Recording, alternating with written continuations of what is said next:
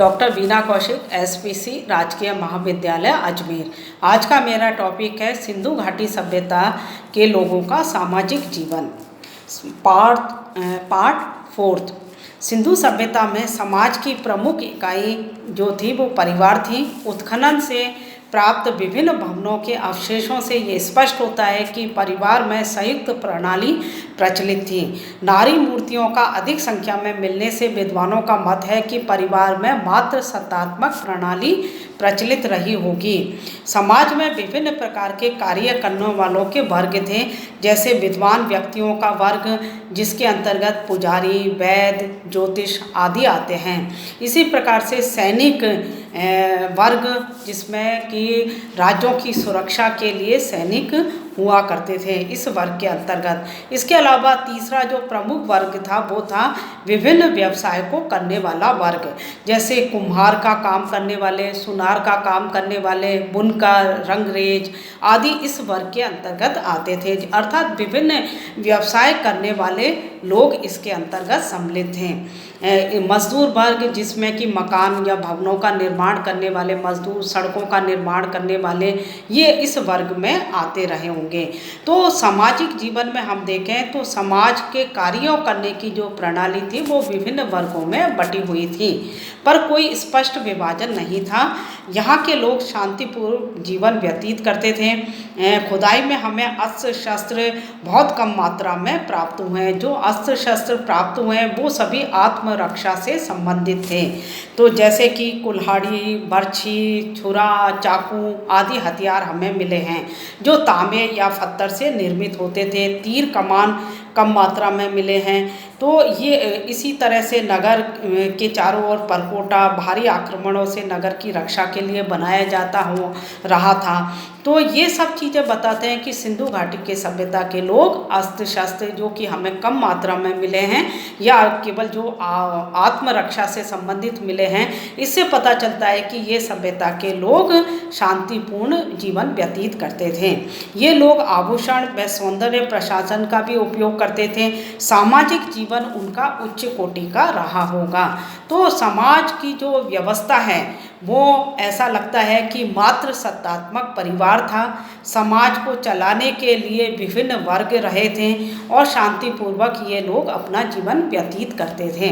अगले उनका है सिंधु घाटी सभ्यता के लोगों का आर्थिक जीवन, कि आर्थिक जीवन उनका किस प्रकार का था।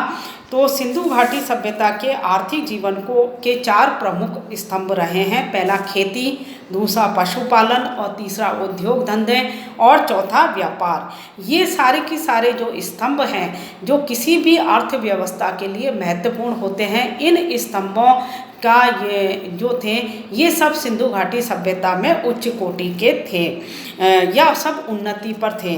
खेती के अंतर्गत हम देखें तो हमें कालीबंगा से जुते हुए खेत के अवशेष प्राप्त हुए हैं, हल प्राप्त हुए हैं, अन्न पीसने की चक्कियाँ मिली हैं, ओखली मिली है, सिलबट्टे मिले हैं और विभिन्न हड़प्पा से तो हमें अन्न भंडार गृह मिले हैं, कोठार मिले हैं।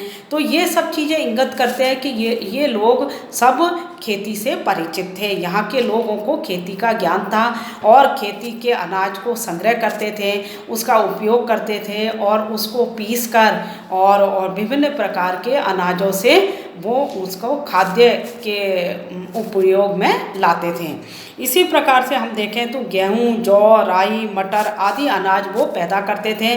सबसे पहले कपास की भी पैदावार यहीं पर की जाती थी। पशुपालन में हम देखें तो गाय, भैंस, भेड़, बैल, बकरी, मुर्गियाँ आदि का पालन करते थे और ऐसा माना जाता है कि ये अनुमान है कि उन्हें घोड़े की जानकारी नहीं मिली है या उनकी जानकारी नहीं थी।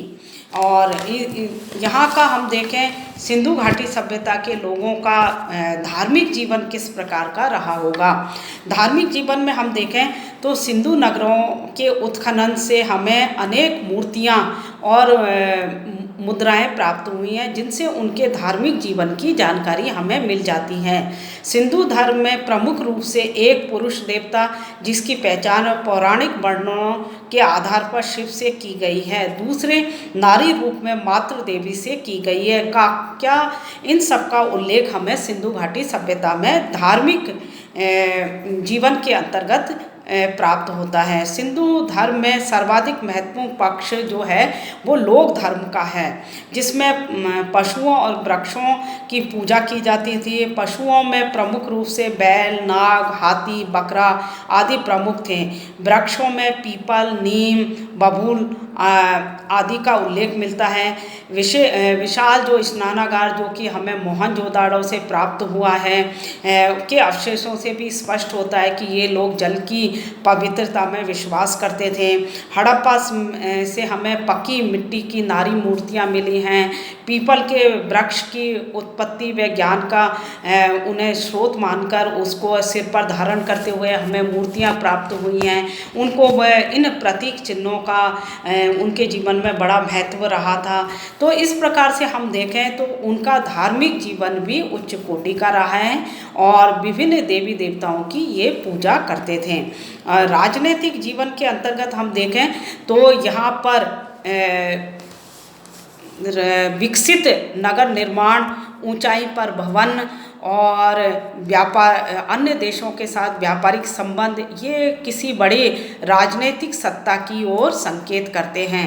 हालांकि हमें पूरी तरह से प्रमाण नहीं मिले हैं कि स्थानीय शासन था या कोई राजनीतिक सत्ता थी या राजा थे, इसका उल्लेख हमें नहीं मिला है। धन्यवाद।